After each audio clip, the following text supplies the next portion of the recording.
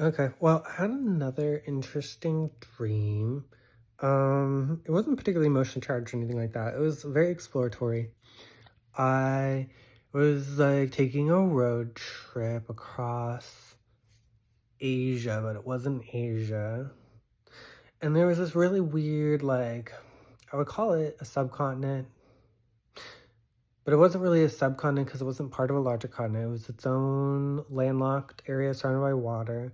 And they called it Asia Minor, but it totally wasn't because it didn't look like anywhere on Earth on a map that I've seen. Um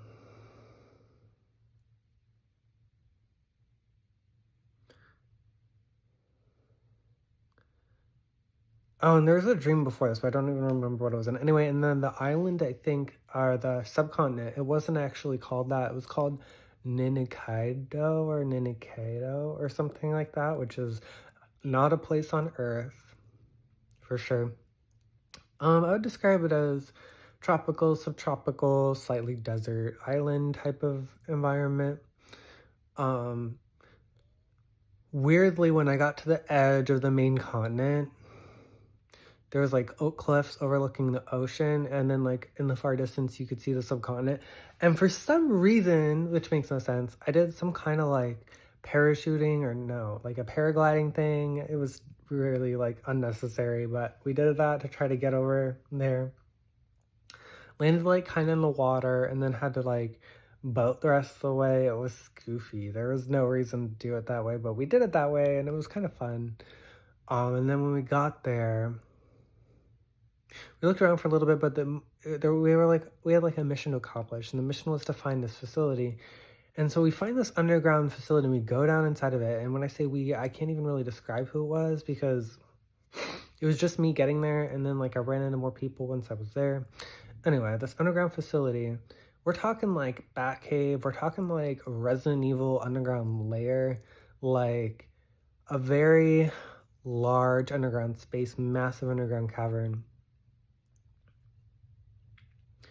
I would say it was like mostly a cave structure with like infrastructure built into the cave, so it was partially natural and partially man-made, if that makes sense. And I don't know, as we explored it, suddenly it started filling up with water really, really, really, really fast, like really fast.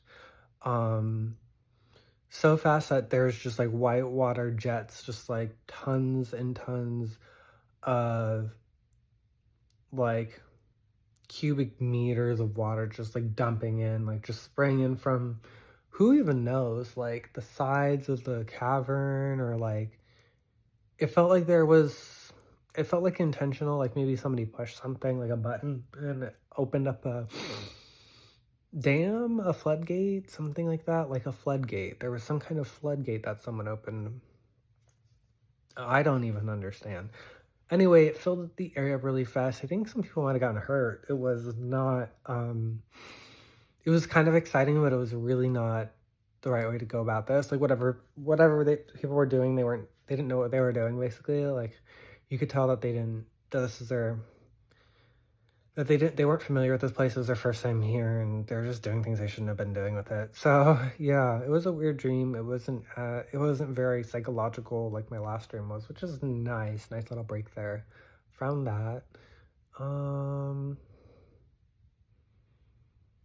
there really wasn't much to it. I just felt the need to record it anyway. So yeah, there's that.